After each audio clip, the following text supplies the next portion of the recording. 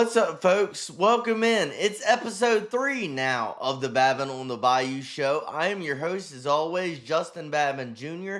It is a Hump Day edition, the first ever Hump Day edition of the Babin On The Bayou show, as it is indeed Wednesday, January 14th, 2026. Again, thank you folks so much for tuning in to the first 2 episodes ever of this show. Super excited to get it going Monday through Friday. New episodes come out at 5 p.m. on this very YouTube channel each weekday, Monday through Friday from now on. Thank you for all the love and support, and let's get into episode 3. So obviously Monday and Tuesday, we spent most of our time talking about LSU football and Lane Kiffin, what they've done so far in the portal. We'll have a portal update later in the show today, but I want to dive into some other sports as well, as this is not just the LSU football show. This is LSU athletic show, so we talked about covering football, basketball, women's basketball, baseball, maybe even a little softball during the spring when that gets going.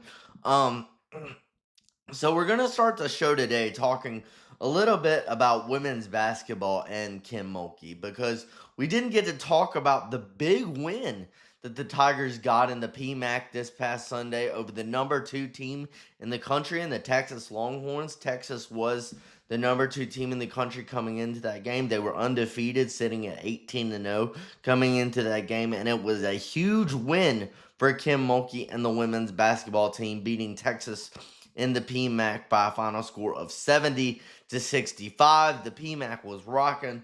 It was loud. It was very loud, especially watching it. That's what I noticed. So great by all the fans that showed up at the PMAC. I believe there were more than 13,000 people there in the PMAC. So they definitely packed the PMAC for the Texas game on Sunday afternoon, and LSU fans got to watch LSU take down the number 2 team in the country. I believe it was LSU's first win against an AP top 2 team in women's basketball since they beat North Carolina all the way back in 2008.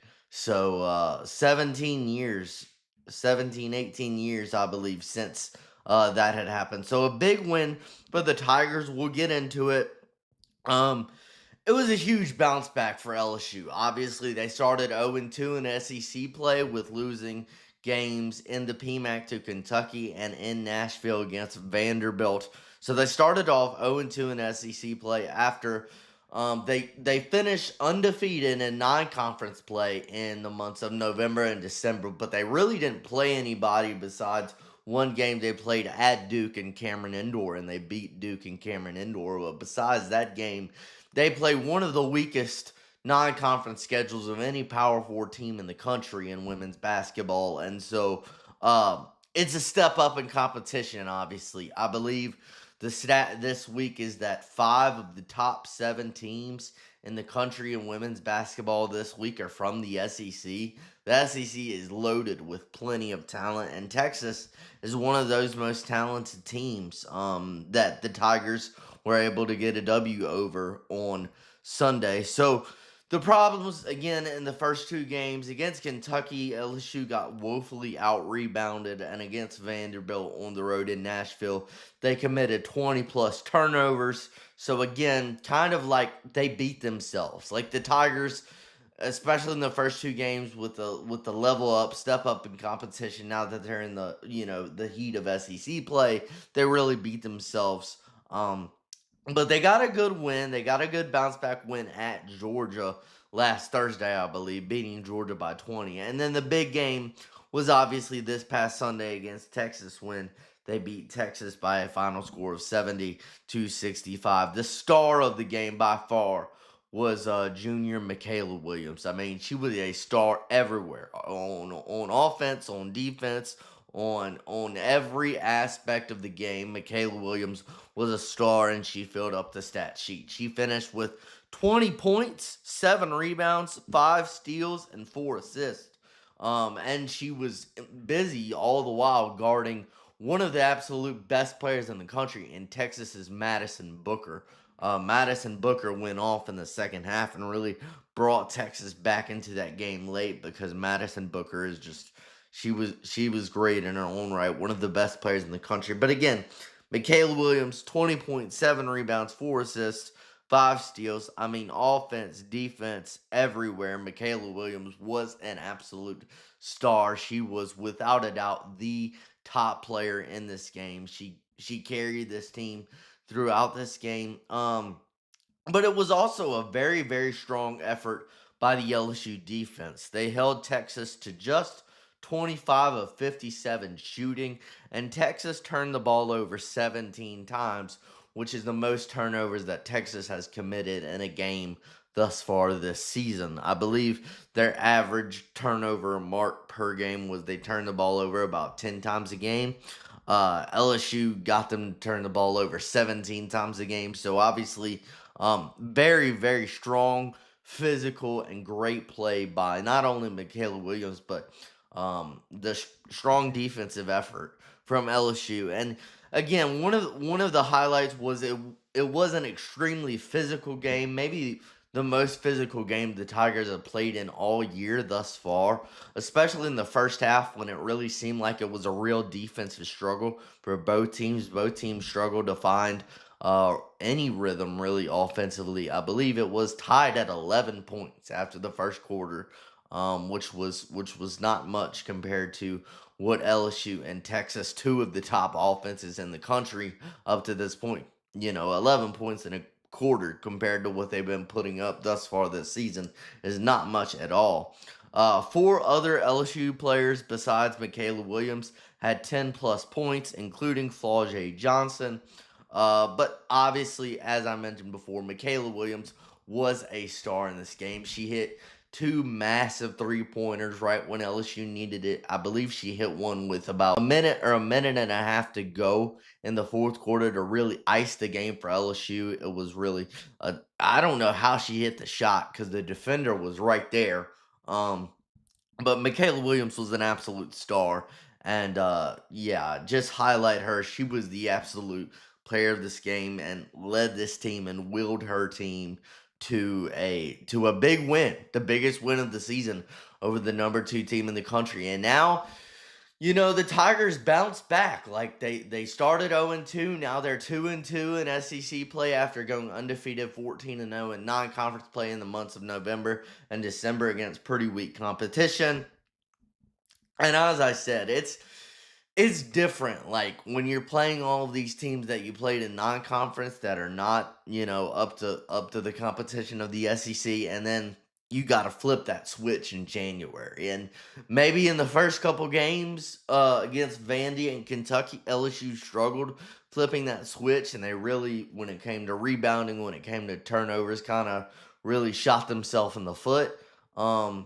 And because of that, they lost those first 2 games. But now they're 2-2, and they just beat the number 2 team in the country. So feels like the Tigers are kind of getting in stride, kind of getting ready to go on a run. And great win for Kim Mulkey and crew. And SEC competition doesn't get any easier as the Tigers' next game is this Sunday at Oklahoma. And I believe Oklahoma is the number 5 team in the country. So you go from playing the number 2 team in the country in Texas and the PMAC on Sunday, and your next game is the Sunday after that. You go on the road to Norman and play an Oklahoma team that is number 5 in the country. So that's going to be another huge game for the Tigers. Again, SEC competition hits different in pretty much every sport, but women's basketball especially. But great win. Really wanted to recap that win. I know I wasn't able to talk about that on Monday and Tuesday. Wanted to focus on Lane Kiffin and the portal news, but wanted to touch on that for sure. But let's get back into our daily LSU football conversation, and let's hit you with some more news out of the portal. So LSU yesterday added Wisconsin running back Dylan Jones yesterday, which gives LSU 5 running backs currently on the roster, which is really, really good, especially when at the start of the transfer portal, Harlan Bear was the only running back that was currently on the roster. So 5 running backs currently on the roster after Dylan Jones, the Wisconsin running back, was added yesterday. Jones played in 7 games for Wisconsin in 2025 with 76 carries for 300 rushing yards and 2 touchdowns, which was, I believe, the most rushing yards of any running back on Wisconsin's team this season. So I said yesterday I really like what your running back room is shaping up to be. You added another body in there, but I feel like obviously it's going to be Harlan Berry and it's going to be Caden Durham as your 1-2 punch. I know reports are that LSU and Lane Kiffin really like what Utah's Ray Guillory could possibly bring to them as well. So I really like how your running back room is shaping up for 2026 for sure. Another report is that former Colorado quarterback, I want to say Ryan Staub, his last name is Staub. I want to say Ryan Staub. So former Colorado quarterback Ryan Staub is visiting LSU on Thursday. Staub played sparingly for 3 seasons at Colorado under Deion Sanders as a backup.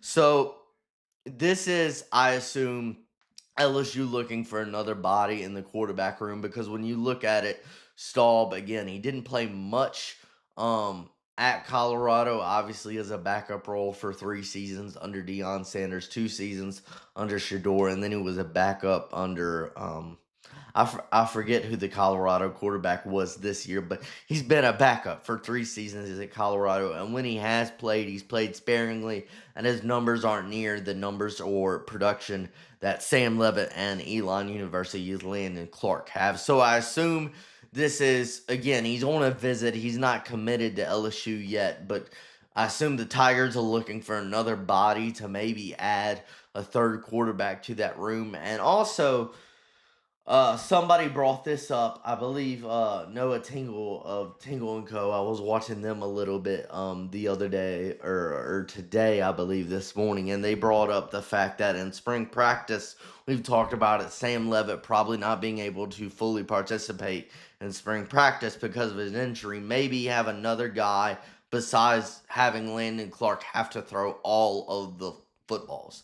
Like, have Ryan Staub in there be able to throw and work with the receivers as well, and it not just be Landon Clark, since Sam Leavitt likely won't be able to participate much, if at all, in the spring.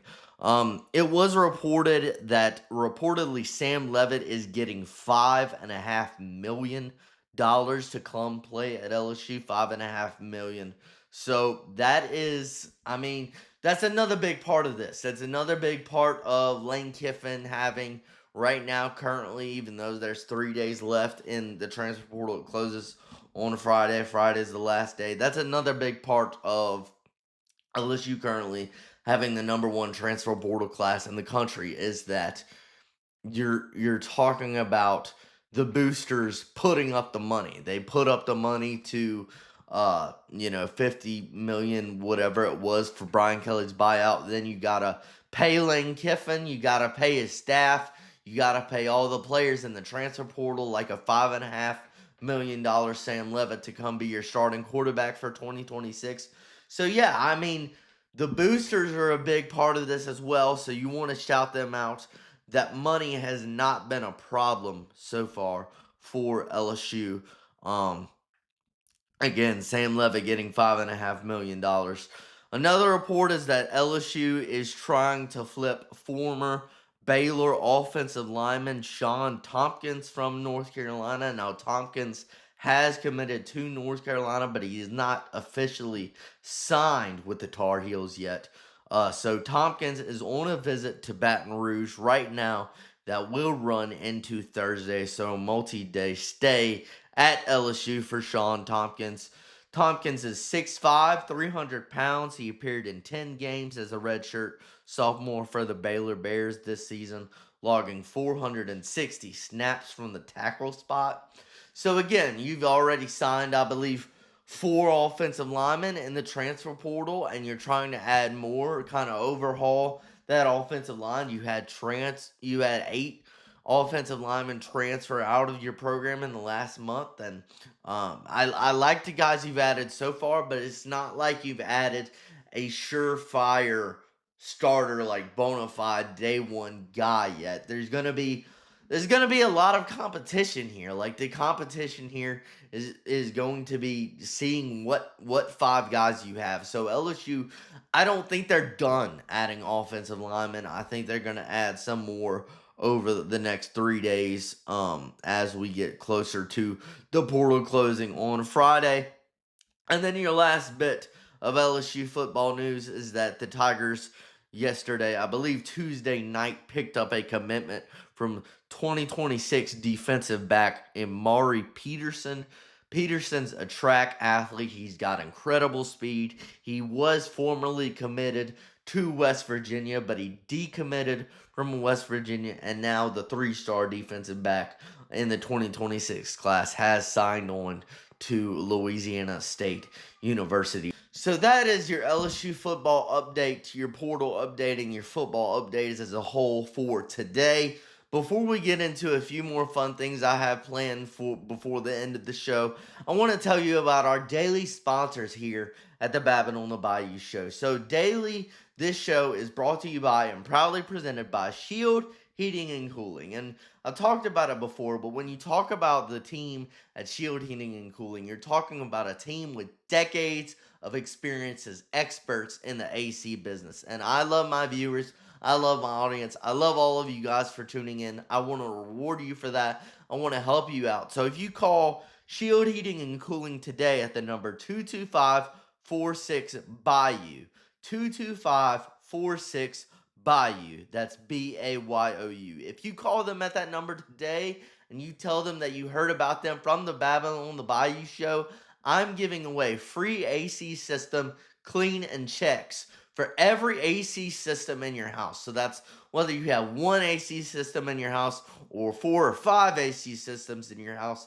If you call Shield Heating and Cooling today at 225-46-BAYOU and you tell them you heard about them from this show, then I'm giving away free AC system cleaning checks for every AC unit in your house. It's completely free. It's of no cost to you. It's saving you plenty of money.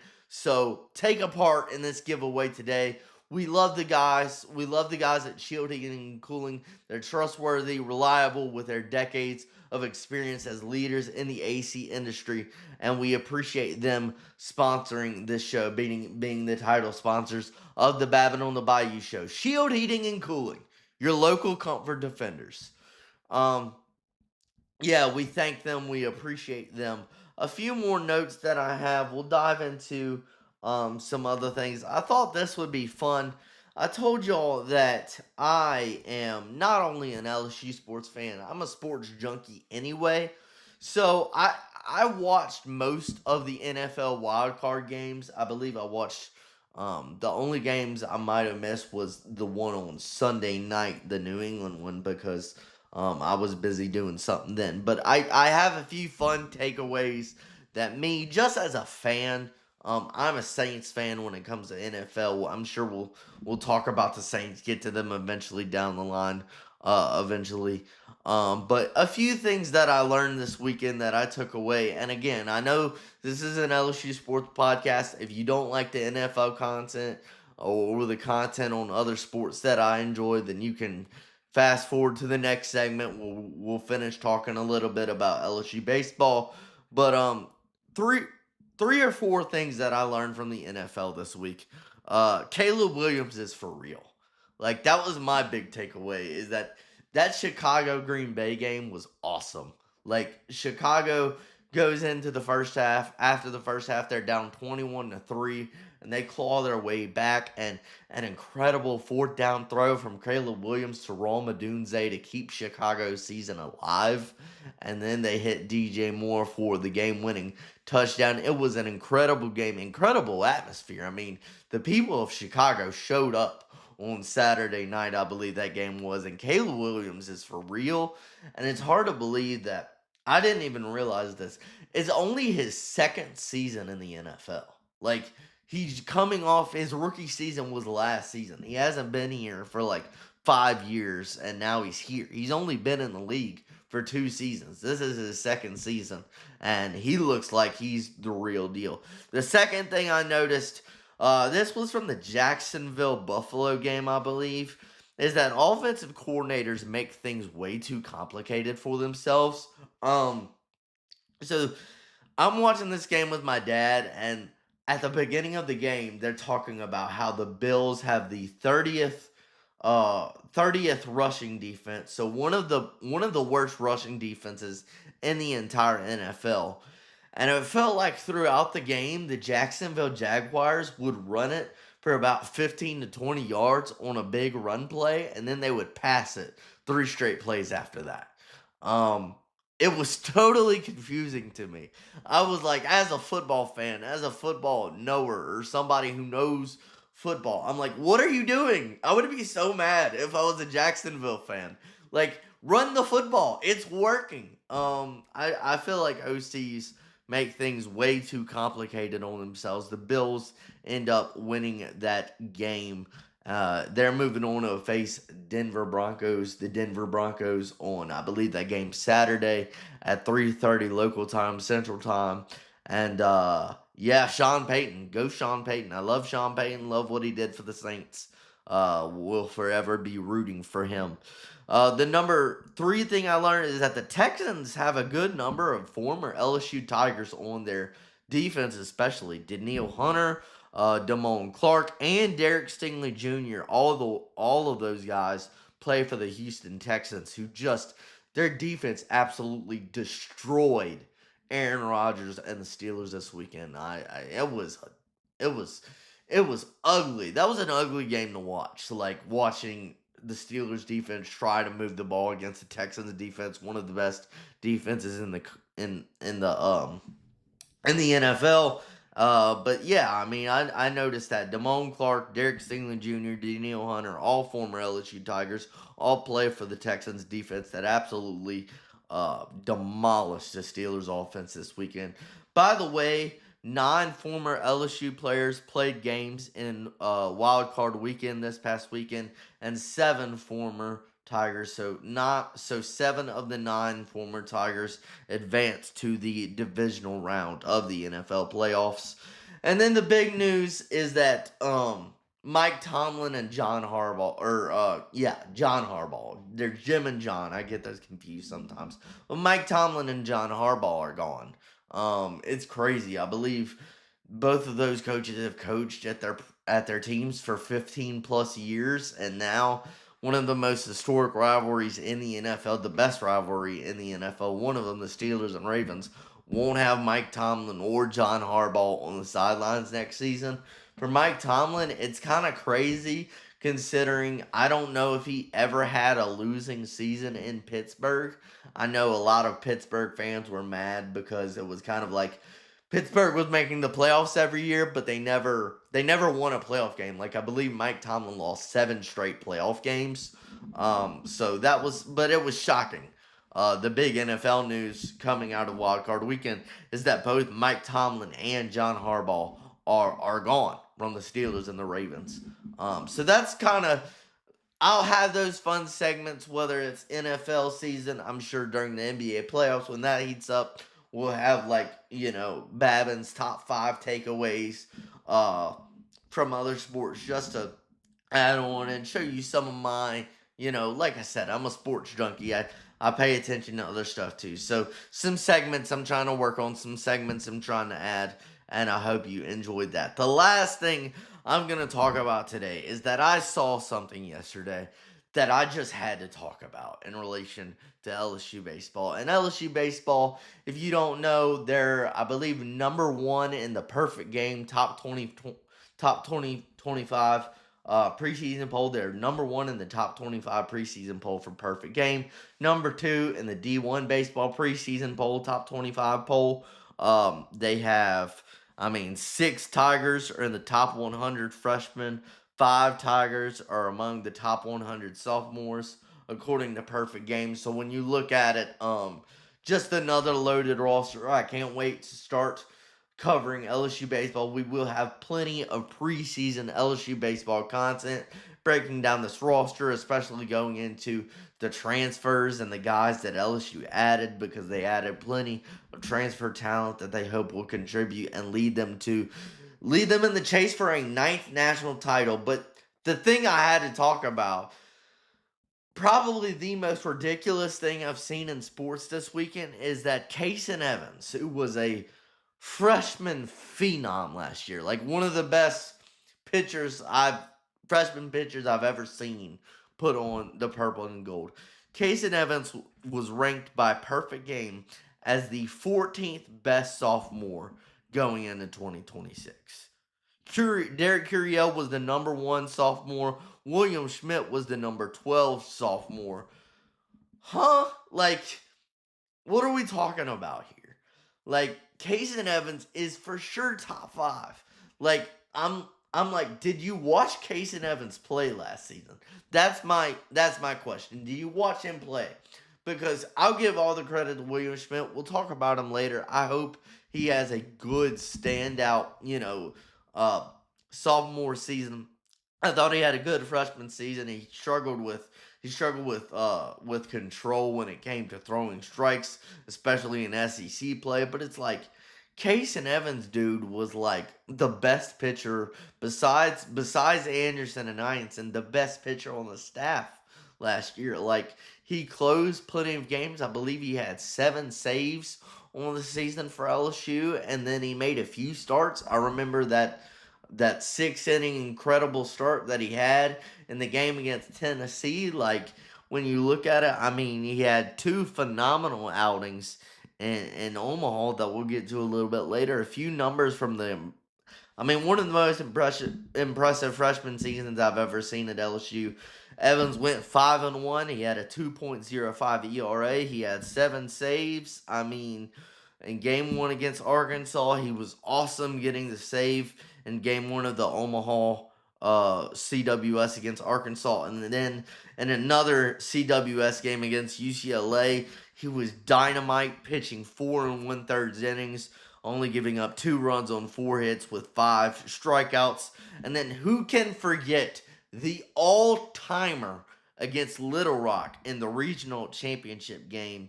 Casan Evans comes in the 2nd inning of the regional championship game against Little Rock and only gives up 1 run on 4 hits in 6 innings with 3 walks and 12 strikeouts. At one point in that game, he struck out 9 Little Rock batters in a row.